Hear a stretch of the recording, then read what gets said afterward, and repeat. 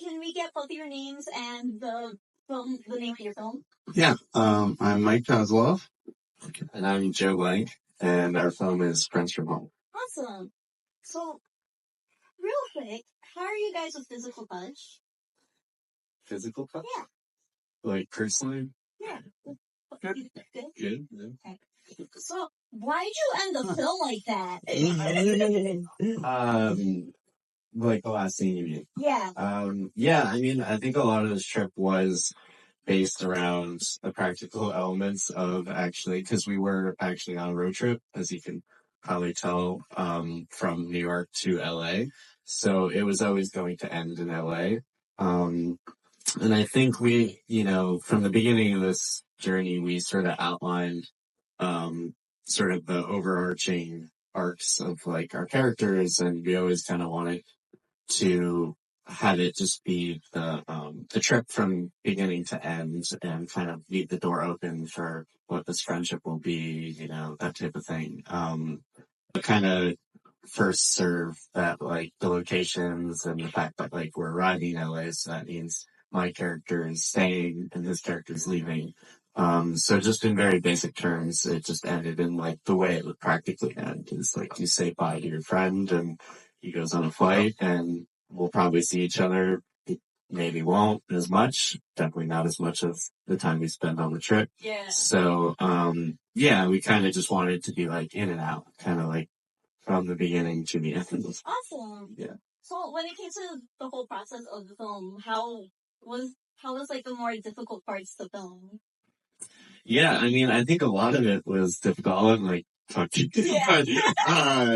I think a lot of it was difficult just in the way that it was set up was we decided before we even went on the trip that we were going to do this. So we sort of decided early on we're going to go on a road trip and try and film on the way. So what that means is, we're opening the door to filming in real locations and real people watching and all the sort of question marks and challenges that come with that. And we only had our cameras. We had our like Blackmagic camera, a drone, and a GoPro. So I think there were a lot of challenges that just naturally come up when it was also filmed in the fall, so there was weather and, that type of stuff. I don't know if you want to add to that. Yeah, just to give a little bit of backstory to the movie, it was just us two the whole time. So we filmed this, we didn't have a script, we had an outline, and we just hit the road and like made scenes as we went and shot stuff, and then got in the editing room and cut it up. So, I think in that sense, the difficulty of it wasn't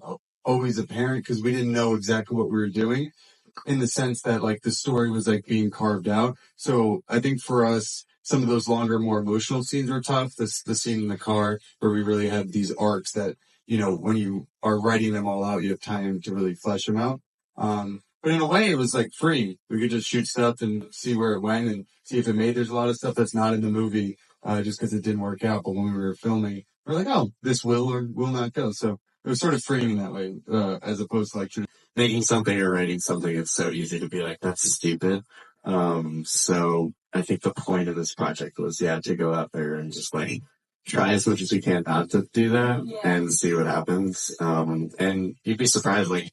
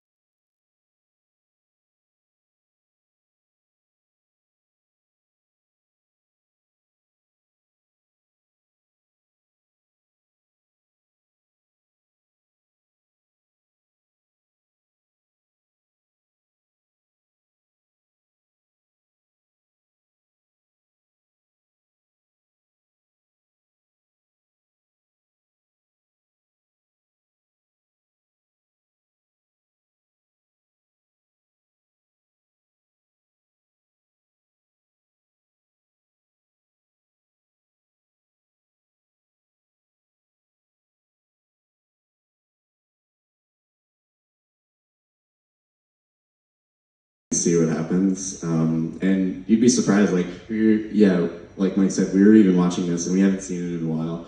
And we were just like, I don't know, we were like, one scene, we're like, I can't believe this was a scene, like, I don't know. I mean, when that like bird pooped on the car, I don't know who was here when that happened, but when it did, that just happened. Yeah. And we were like, oh, this is great. We'll just roll with this. And there were so many moments that happened where like unexpected things happened, and because we didn't have a crew and we didn't have like lights set up and like it was so much easier for us to move around and try stuff, we could. So I think it was great to make. Right, nice. And in the opposite direction, what's one piece of criticism that you guys have gotten that like you're actually glad you didn't listen to?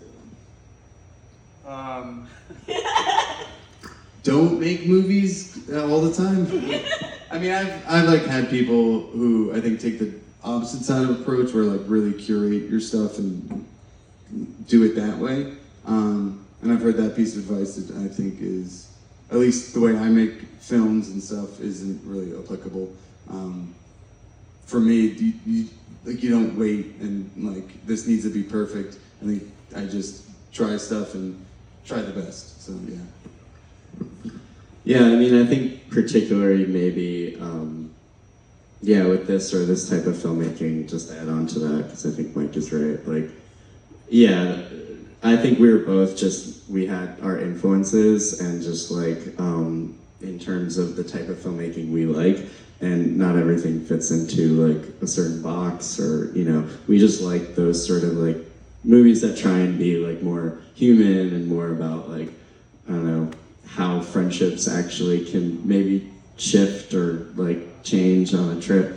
So I think, I don't know, we were both in a very good mode of like, let's just go out and do something. And I think, it's really good to write something and to fine tune it, or, go through the proper process of like making stuff. But I also feel every project is different, and it's important to know what your project is and what it pertains to. Some projects are really rewarded from waiting, like working on a script for 5 years and then trying to get funding, and that's really rewarding for those. But because of what we were specifically trying to do, which was trying to get like raw emotion and trying to get raw like friendship on a screen, then this process became different. So I think maybe this is just me projecting, but like listen to what you're trying to do, like specifically with your movie. If it's a movie about like dragons, maybe it is good to wait for some money or something. But if you're trying to make a movie about like two guys on a road trip, then just go and do it. Yeah. Awesome. So last two questions. Where can we find you guys on social media? And do you have anyone you'd like to give a shout out to? Yeah, we're at Friends From Home Movie on Instagram. We're also a person on Instagram, Joe Blank, Mike Koslov.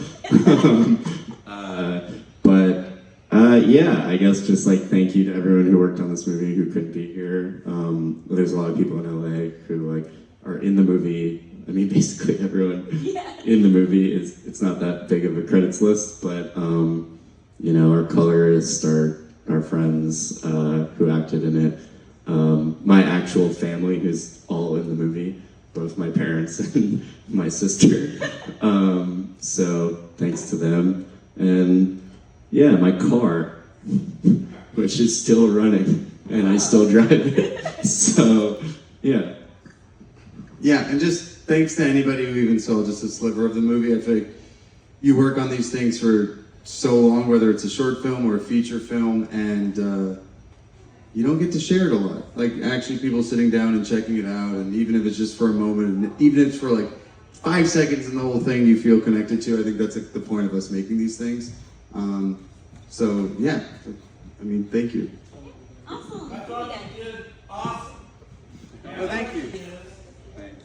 How many times did you have to redo your verbal scenes, Oh, the verbal thing. So what we did was, honestly, we would rehearse a bunch, like in the car or before the scene started, because we were trying to figure out who would say what when.